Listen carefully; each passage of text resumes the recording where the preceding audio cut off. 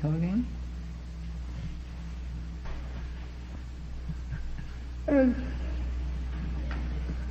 For those of you who don't know what, I think it's the first line in the Buddha Speaks of Amitabha Sutra, the one that we sang tonight. The Jeta Grove in the Garden of the Benefactor. For those of you who don't know what that means, I've got a story about it.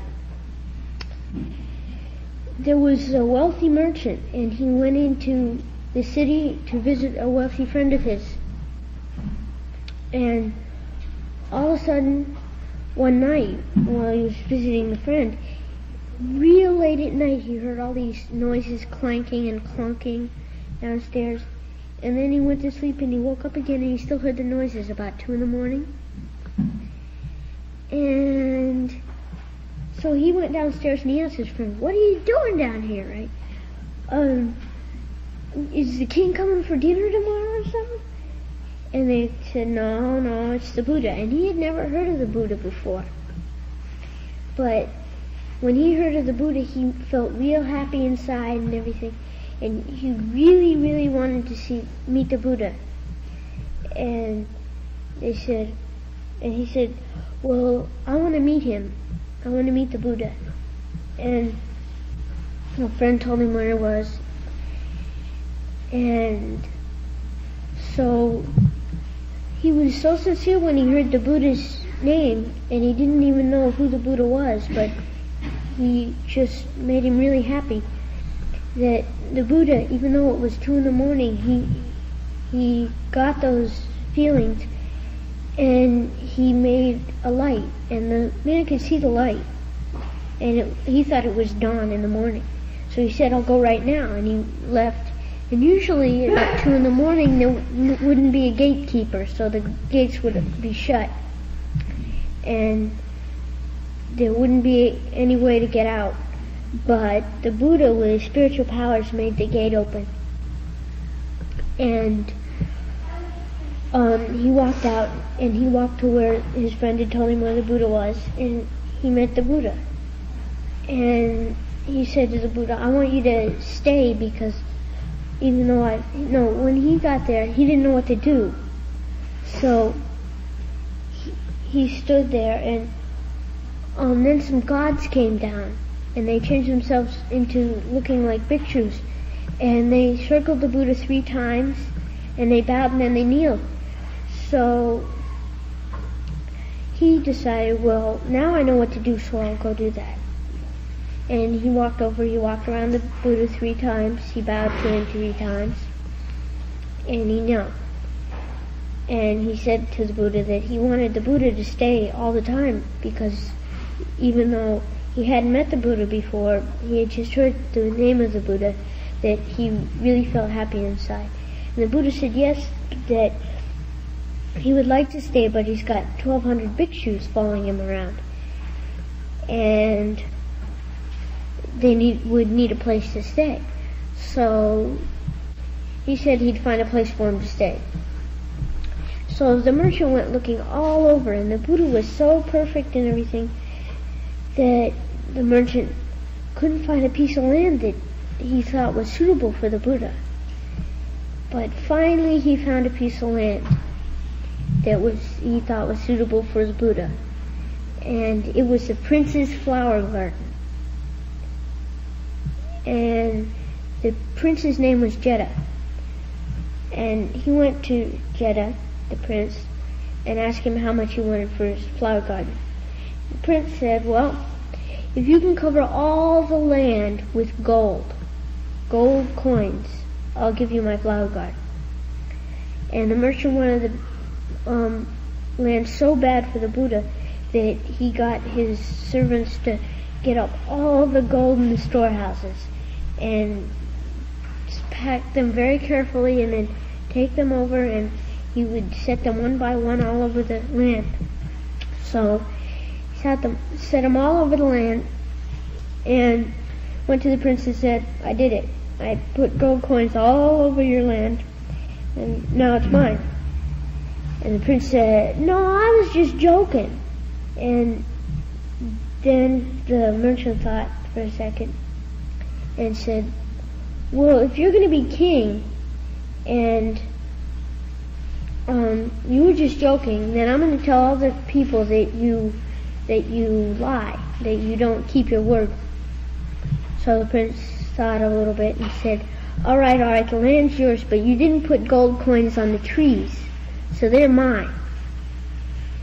And so I'll donate them to the Buddha. I'll give them to the Buddha, and you give the Buddha your land, and then the Buddha will have a place to stay. And since the prince was higher than just the merchant, he's always mentioned first in the sutras, the Jeta Grove. And then it says the garden of the benefactor of orphans in solitary, because the merchant donated a lot of money to orphanages and to old people's homes. So he's called the benefactor of orphans in solitary. And that's what that line means. What sutra? The Buddha speaks of Amitabha Sutra, the one that we sing. No. We say it. No? We the one that's in the morning, noon, and recreation. Yes. Really?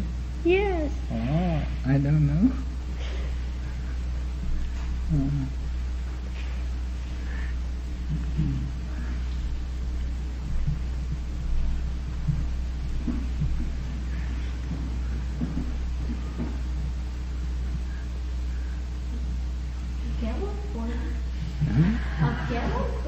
What? Sure?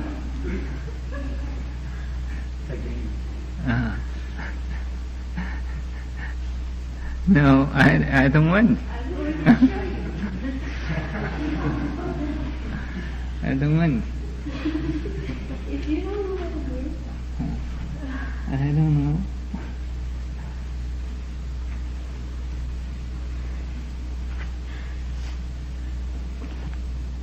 We're talking.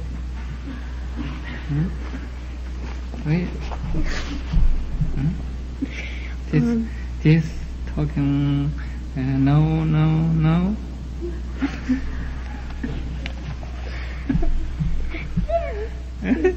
Jeta Grove in the garden of the benefactor of orphans in solitary. I don't know what he's talking about. It's not in Chinese.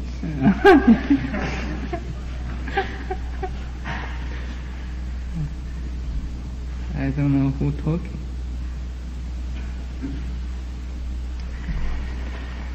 And this time, I like you make stories yourself. You have story sentence.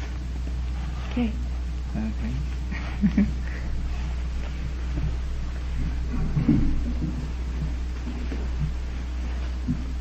make a story for everybody. Believe Buddhism. You know what I mean? Yes. Oh, okay.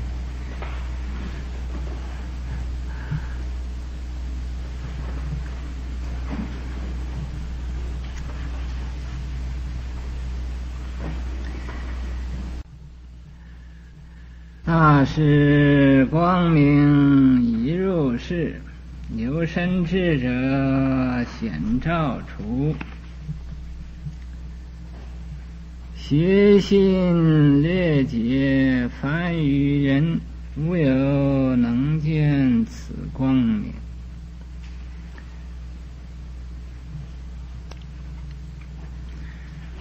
若有闻此光持别，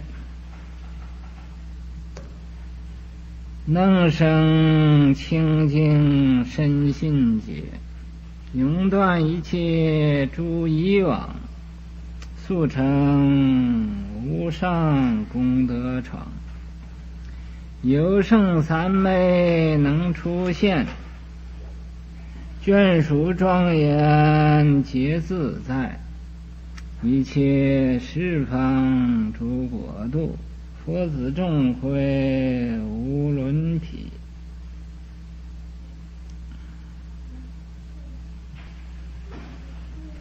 大士光明已入世，这个菩萨的光明也像前边呢所说这个宫殿妙宝灵香以图影一个样的。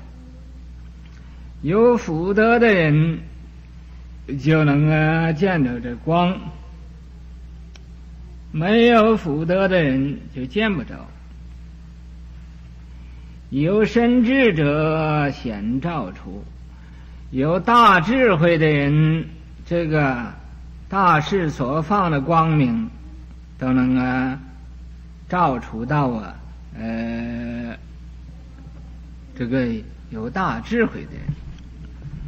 邪信劣解翻于人或者那个信旁门外道的那种邪知邪见的，他信呢也是信，但是他信邪不信正信心是有，但是信的是邪的，是旁门外道的，他知见也不正当既自私又自利，没有真正的正知正见。劣解，劣就是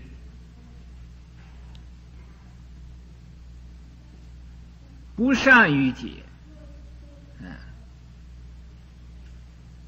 就是这个明白的很少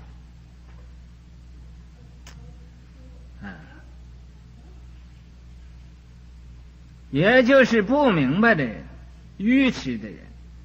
不过这个愚痴比这个劣解比那愚痴人呢又明白一点。这个劣解的二乘声闻缘觉，凡愚人和这个凡夫没有智慧的人，无有能见此光明，他们都不会见着这个光明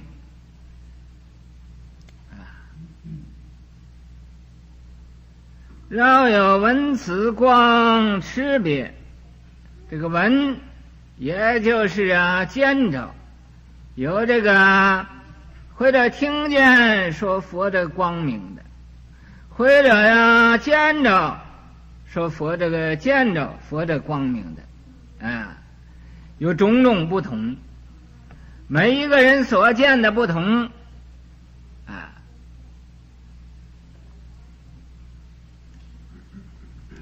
这叫光识别个人所见的佛所放的光明不同能生清净深信解。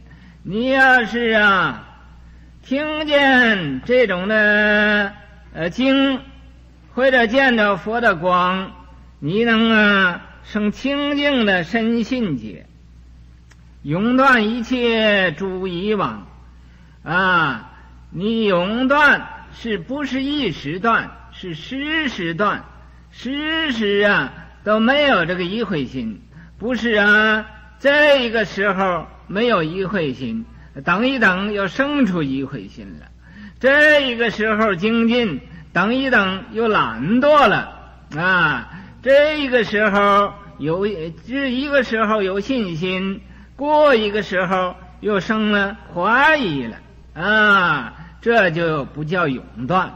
永断是时时刻刻都没有怀疑那么无论任何的时候都没有怀疑，所以这永断一切诸以往你要一有怀疑就对佛法就不相应了你没有怀疑，就能速成无上功德床了。你很快呀，就可以成就这个无上的佛果了。有生三昧能出现，有一种殊胜的三昧光明能出现。眷属庄严皆自在，你所有的眷属，这光明所有的眷属，你自己所有的眷属都能庄严皆自在，很自在的一切十方诸国度，所有一切十方诸佛国度，佛子众会无伦匹所有的佛的弟子在佛的法会里边，没有人可以比的。你这种功德是无量无边的。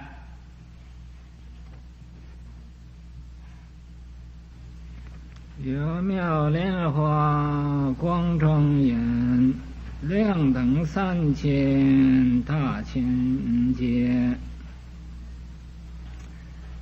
其身端坐系充满，是此三昧神通力。复有时刹为陈述，妙好莲花所围绕，诸佛子众于中坐，诸此三昧为神力，须是长久善因缘，具足修行佛功德。此等众生饶菩萨，细供合掌观无言。譬如明月在星中，菩萨处中亦复然。大士所行法入世，如此三昧为神力。有妙莲花光庄严，这个有一个大宝莲花微妙相结，放出种种的光来庄严这个莲花。莲花有多大呢？有3000大千世界那么大。咱们叫3000大千世界呢，咱们这一个日月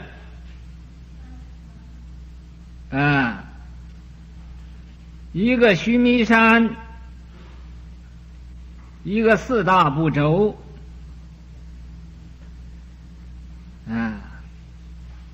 这叫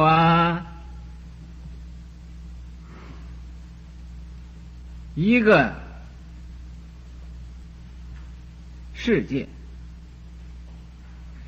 有1000个这一个世界，这叫小千世界，就是1000个日月，1000个须弥山，1000个4大部洲，这叫一个小千世界。积聚1000个小千世界，这叫中千世界。再积聚1000个中千世界，这叫一个大千世界。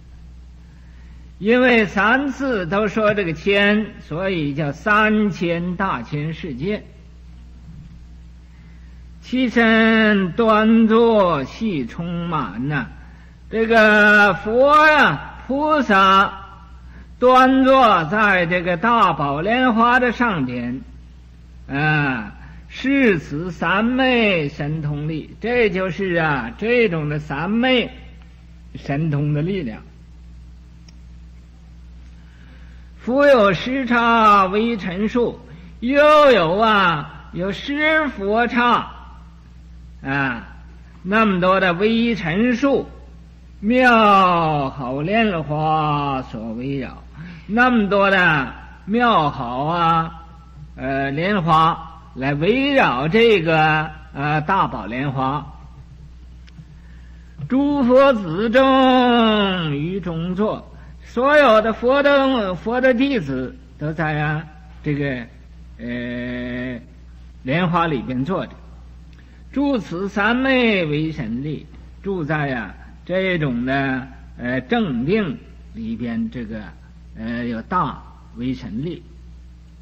许世成就善因缘，在许世这前生因地所成就的这个善因缘，具足修行佛功德，已经具足圆满佛功德。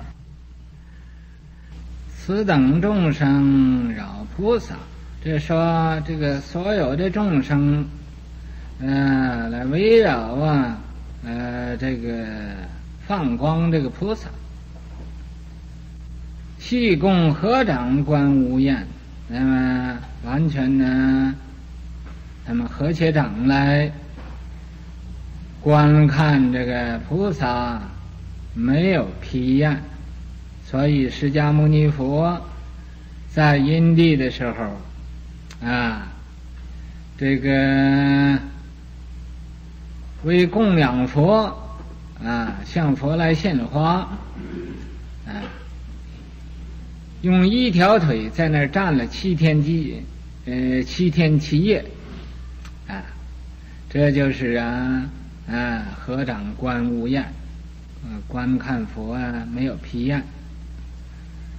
俺们在佛前呢，能站一日一夜，那么已经觉得受不了了。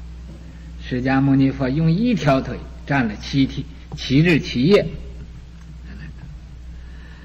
那么，譬如明月在星中，这个比方那个明月在虚空，这个明月在众星里边，那个月亮那么大，这个众星来拱伏它。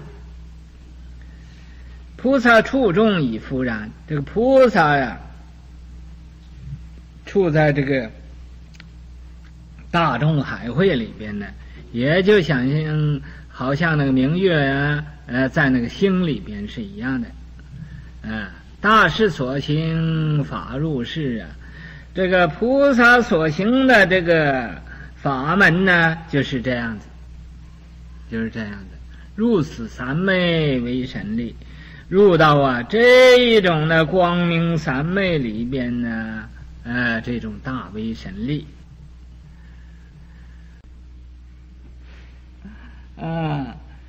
我告诉你们，谁无缘无故离开金山寺，那都会堕落的，无论哪一个。在金山寺这儿，你看像个样子所以离开金山寺我就不我不保险了，这个我就不给严书论死无论哪一个离开金山寺的我就不保险的在金山寺里边呢，我都不一定保险何况离开的有的人不知自量就想要住茅棚去修行这么几年把光阴都空过了听得懂我讲好了，现在轮到这个果童了来讲的什么？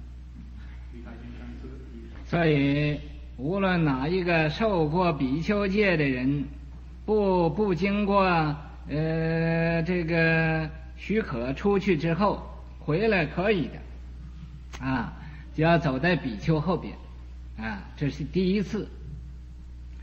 有第二次这么偷着就跑了没有经过许可回来还可以，但是要走到比丘尼后边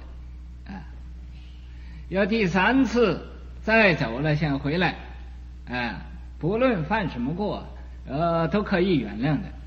那么想回来还是可以但是怎么样呢？要走到沙弥尼后边这是不要对大家讲呢，这就是一种这个，为什么你无缘无故跑了，人家在这修行这么认真，你回来还走到人前面，这是不对的。所以谁要是奉常住的命令，说是要叫你好像这个国道到洛杉矶那儿去了，在那儿想开一个坐禅班，那么这样呢回来可以奉这个常住的这种命令去回来，这就是不会降级的。那么我无缘无故自己到外边又回来，过了一个月或者2个月，这回来都要走到后边的就不能走在人前边了。因为我们在这儿不是这么容易的，都是很辛苦的你跑到外边去，没有经过大家的同意，跑到外边去，这是完全对这个金山寺是不合法的。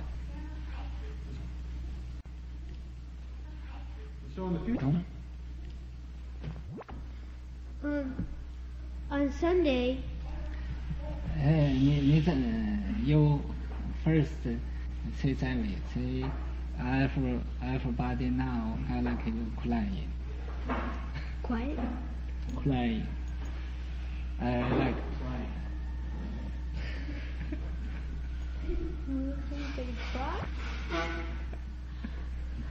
Try. Try what? Try make everybody crying.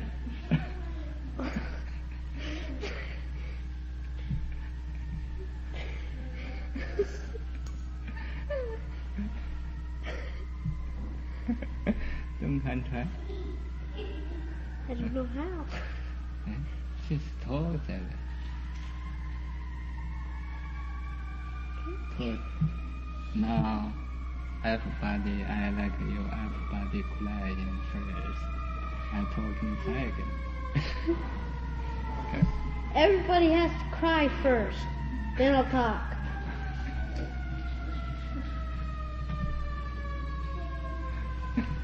你看他们都不听的话，他们大家都笑不哭。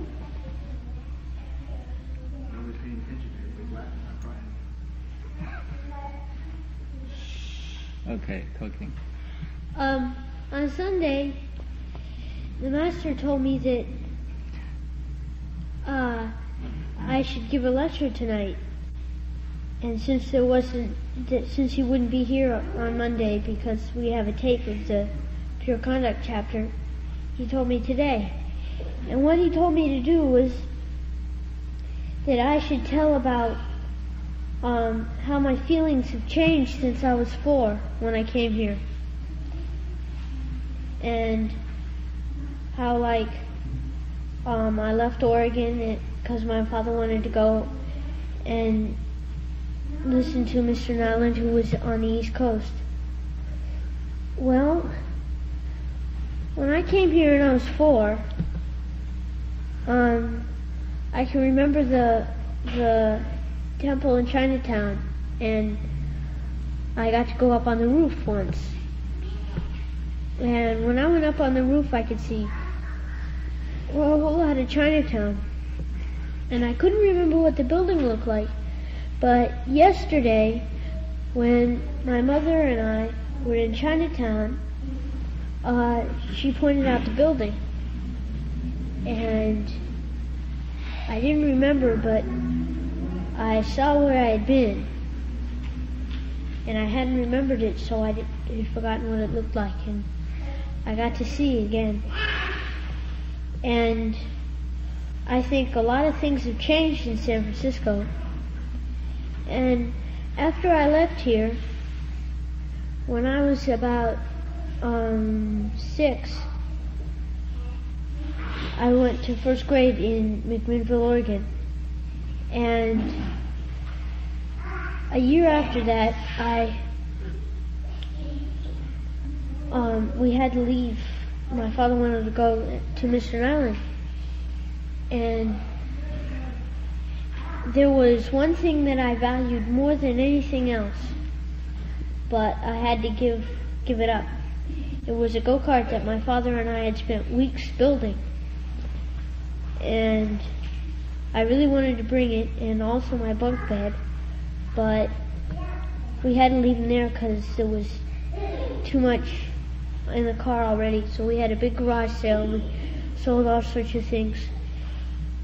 And we sold my bunk bed, and I gave my go-kart to my best friend. And I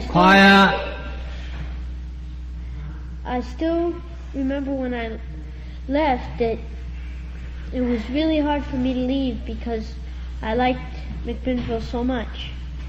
And this year when we went back to McMinnville, one of our friends that my father had taught photography to in the college that he taught in McMinnville, he had just got his flying license.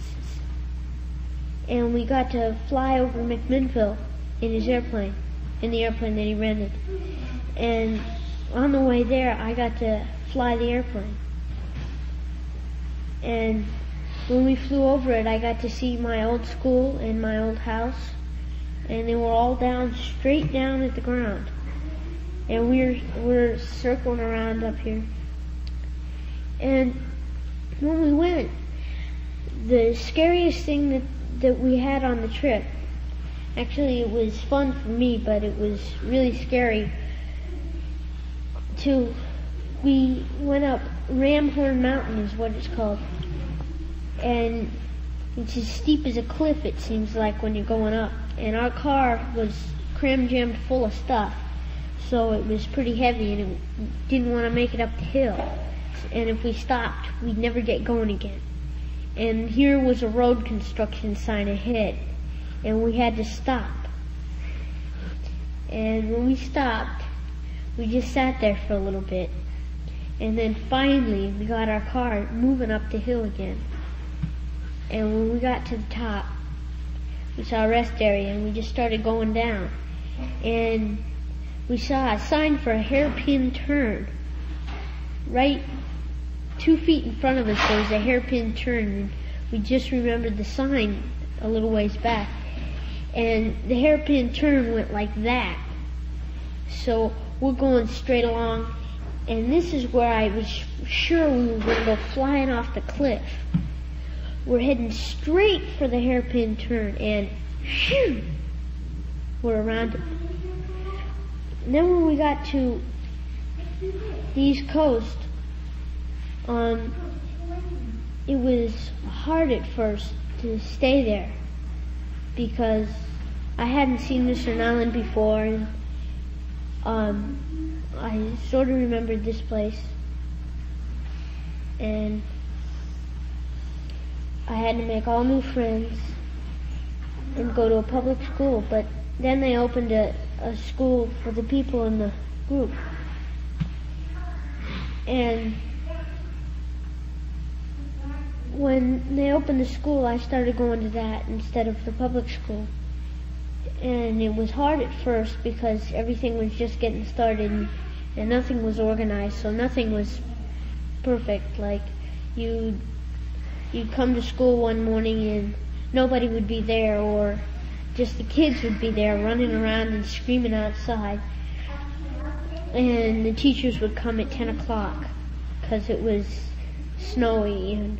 Or one day we got to school and it was 9:30 and there was only 5 of us there and 3 teachers.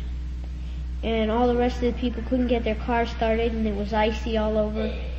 And public school, we decided to come to school, even though public school might not have been open, we weren't sure. But when we got there was only 5 people until about 10:30. So we just closed school that day. And it was a funny day because my father had gone to work, and I walked to school a little bit, but when it's cold like that, I get a ride. And so I had to walk back, and I got really cold. And I got back home, and when I got inside, my feet were so cold that when I got inside, the heat didn't do anything to them. They were really numb. They just got real numb, and then they started hurting and hurting. And then, just like that, it was gone, the pain.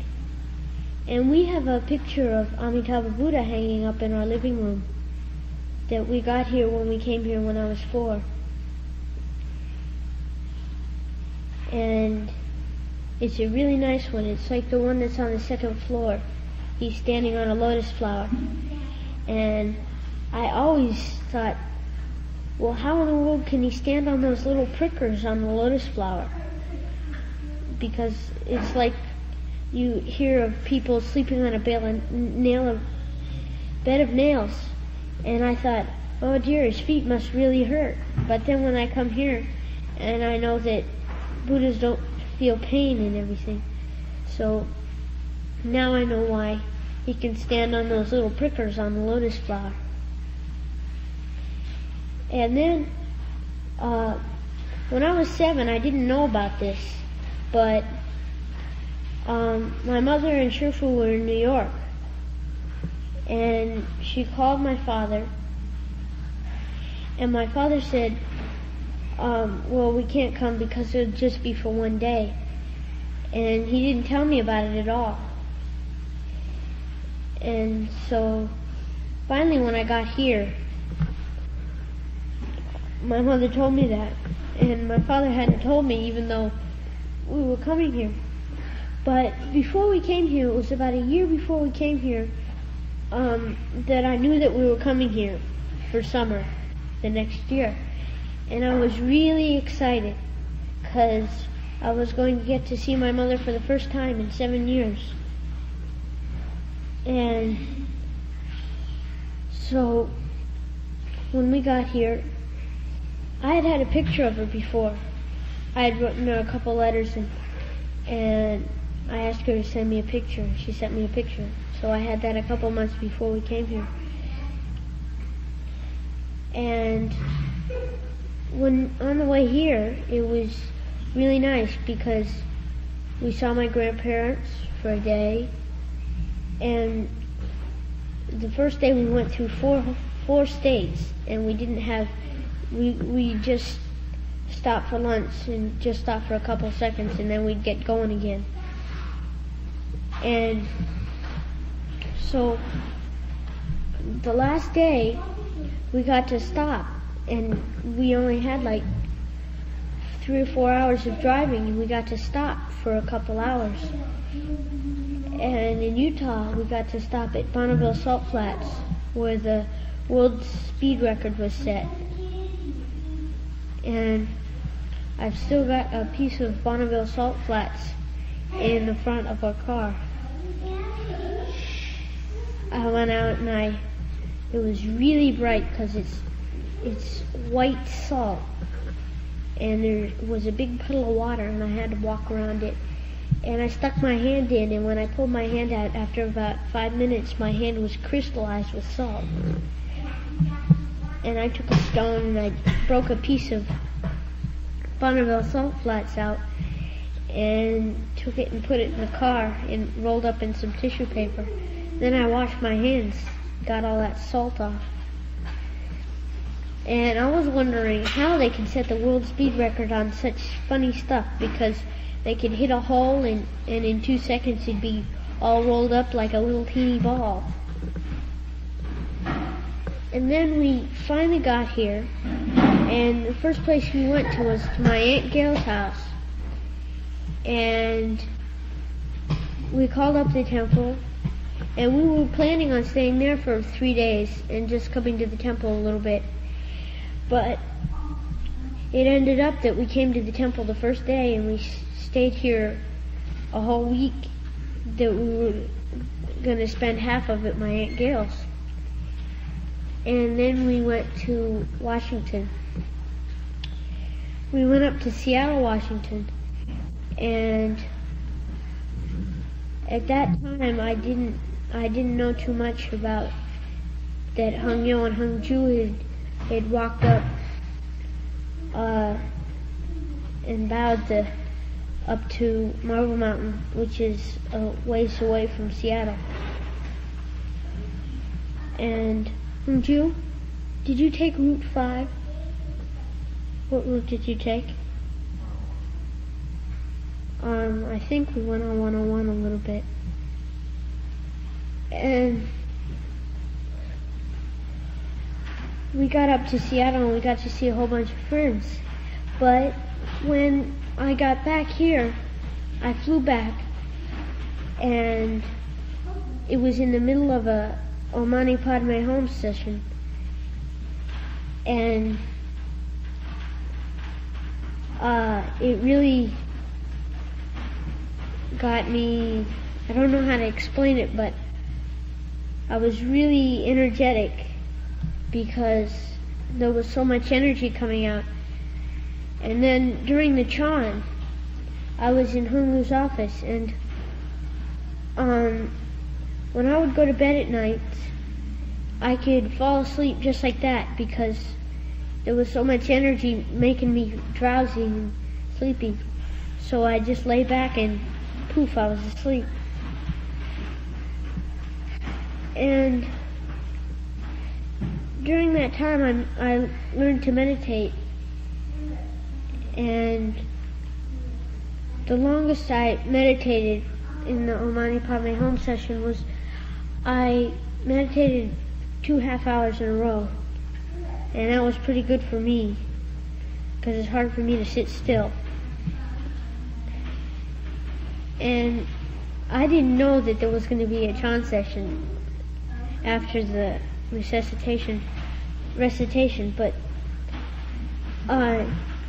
it was just pop because it was the end of the Omani Padme home session, and I was thinking, what a relief, now I'll have all the time until the next session without having everybody just sitting still all the time. But then there was the Chan, and during that Chan I was outside a lot. I liked to walk around and everything. And when the next session came up, the Guanyin session, I didn't go out very much because I had gotten used to being indoors from the last session. And when I came here at first, it was hard for me to sing the mantras and everything. But when my father and I came, we didn't know about the bowing, and like everybody who's new, we started bowing, and then on the third bow we were already down on the bowing cushion, and everybody else had just done a half bow. And we did that for about a couple days until we really got used to the bowing. And that's when we left after that week. But when I came back, I hadn't become a disciple yet, and I was really worried about becoming a disciple. It was just really something that I thought would be hard. But when I finally became a disciple, it was the easiest thing I had ever done. And my feeling has changed a lot, because I used to think, well, Mr. Nolan could teach me all I could know, but he's trying to teach everybody about your third eye, just your third eye, the one right up here. And he says that's the only one there is, and that you should eat onions and garlic and that kind of thing because it gives you magical powers. But when I came here, I learned a lot different. And when he has meetings, he only has them 2 nights a week, but now he has more of them. And kids don't usually go to him because, like, he uses big, gigantic words that nobody can understand. Not even some as a grown-up. And it varies between 2 hours and 2.5 hours how long he talks. And what happens is you just go there and you sit down and you wait for him to go up and sit down and talk. And after seeing Shifu in his robes and everything, and then you see Mr. Nyland in a Levi jacket and a pair of old scruffy pants, you really get a shock. And during the school, all the kids got to see Mr. Nyland a little more than they had used to. And then I thought he was really special to see and even to get a hello from him. But now you come here and Shifu says hello to you all the time. And when I see Mr. Nyland, he's a nice man, and he does things sort of like Shifu, except he's married, and every weekend he goes and he sees his wife, and she lives in Boston and he lives in New York. And he gets his whole ruckus together and everybody goes over there and cleans the house for her and waters her garden and picks her food. But there's one thing that when I came here I learned a lot different about than when I was there. Because he eats meat. He encourages meat eating by eating the meat himself.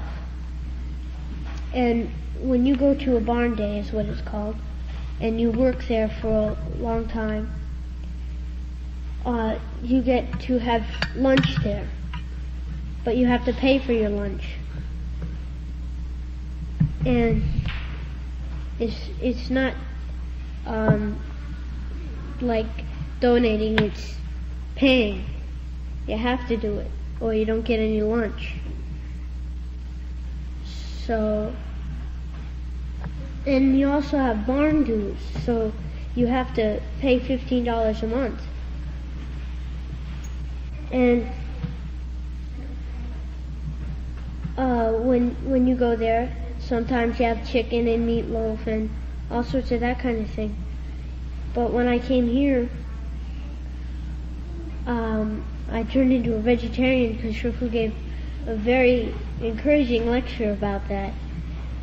About a man, Dharma Master, who was born in a bird's nest, and he had bird's claws, and he would go around and he'd say sutras for dead people and weddings and things so that he could bless them. And then when he got there, he saw the children eating their parents from past lives and the mother and father eating their relatives and all that kind of thing. And it really made me, I just stopped eating meat from that day on. And he encouraged becoming a disciple because he'd talk about a little bit about how to become a disciple, and I'd look around and I'd see that everybody here was a disciple but me. So I finally became a disciple, and what I thought was nice was that everybody who became a disciple on the day that I did believed in Shifu so much that they took the 5 precepts too, the same day they became a disciple. And okay. Okay. That's all. Huh?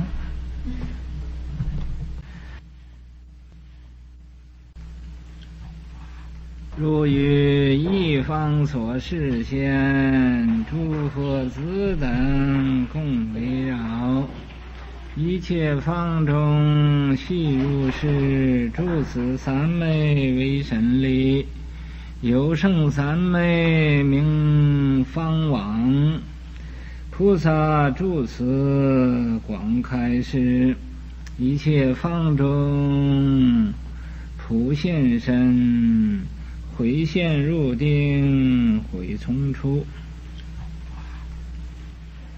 所以说呀，这个佛菩萨在这个一方啊所示现，所以说入于一方所示现，诸佛子众共围绕，这所有的菩萨，所有的声闻罗汉都共同啊来围绕这个佛菩萨啊，一切方中悉如是，不但一方这样子，所有的方十方世界都是这样子。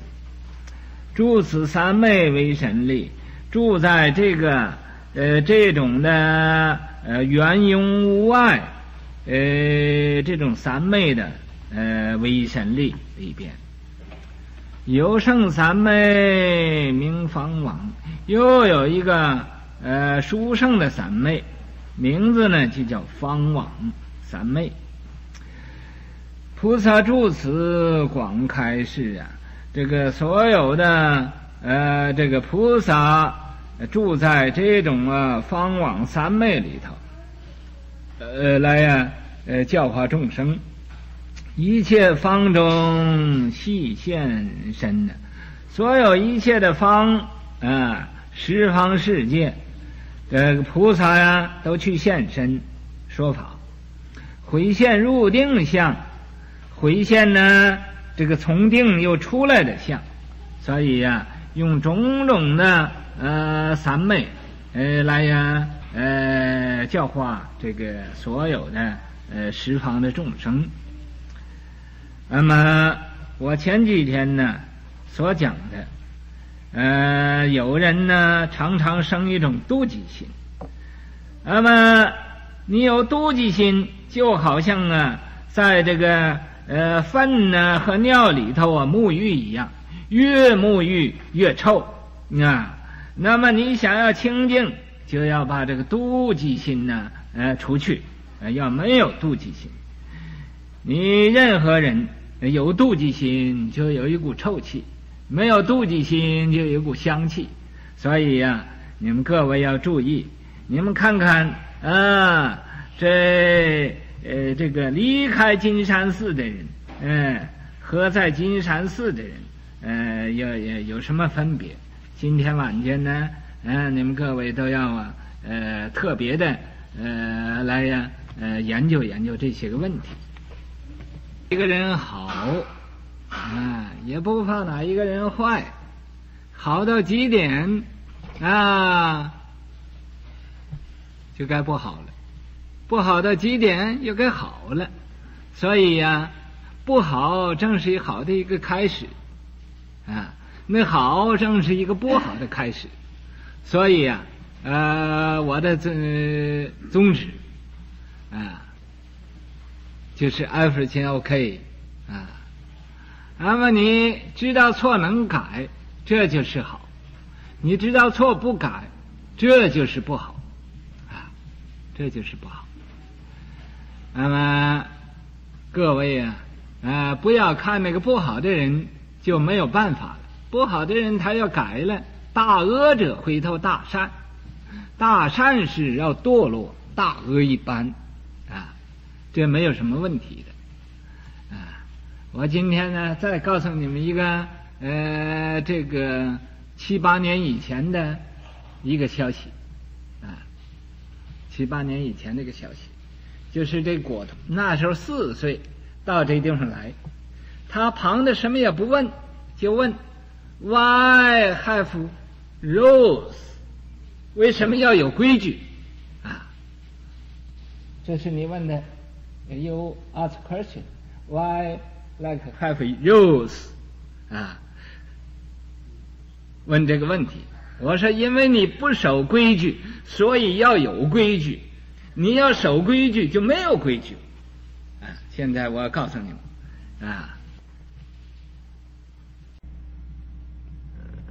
Yesterday,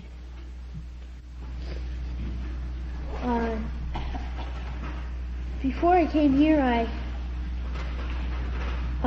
would do a lot of things, and I hadn't known about meditating. But the second time I came here, flying from Seattle, I hadn't really learned to meditate while I'd been here. But when I was here, I tried sleeping sitting up for the first time, and I got up into full lotus, and I sat there, and all of a sudden, pong! One of my legs was sticking straight out in front of me. So I just stuck it under, and I was sitting in half lotus, and I started sliding and slipping, and in the morning I wound up on my back. But now I can sort of sleep sitting up. I sleep in a vertical position. It isn't in full lotus or half lotus, it's just in a vertical position. And a lot of the time I start slipping and sliding like usual, and slide and end up laying down in the morning with my feet freezing because they slipped right out of the covers. And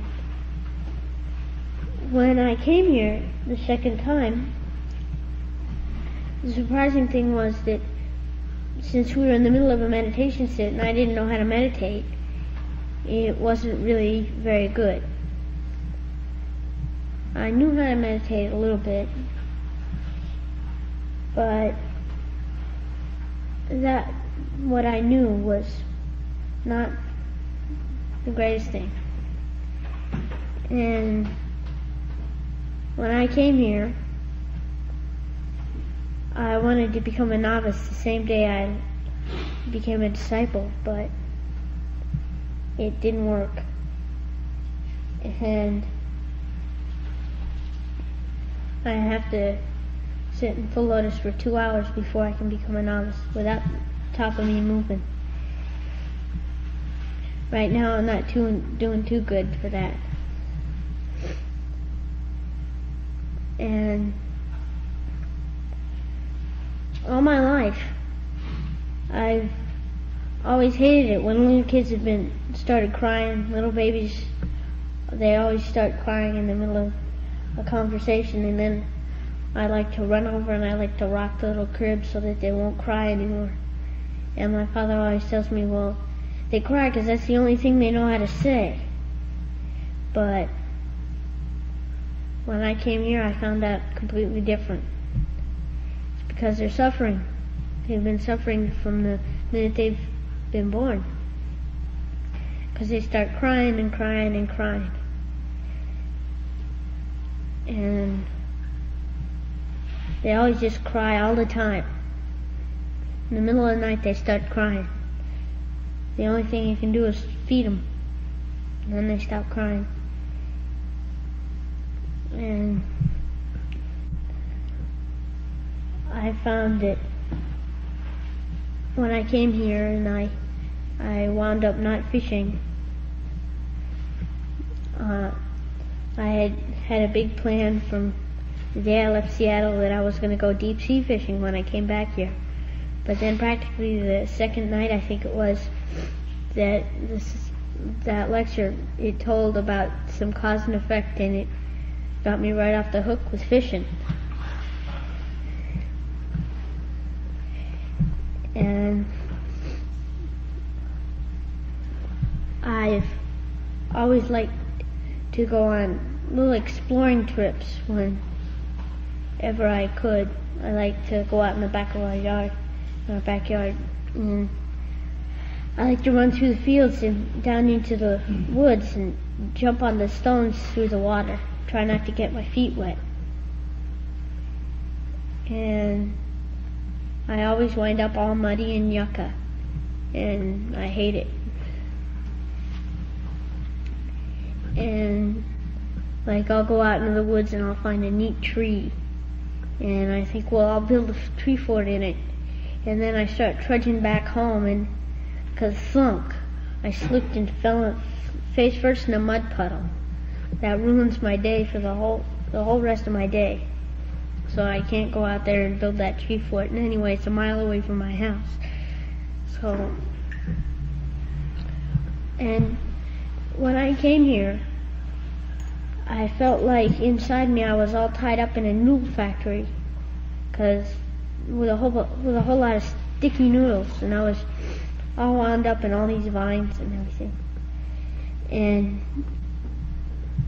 when I became a disciple, I hadn't been feeling good the week before, but after I bowed, before you become a disciple, you have to bow, and I did that bowing, and then I became a disciple, and I felt really happy. It was the happiest day of my life. It was nothing could have been happier. No days that I could think of could have been happier.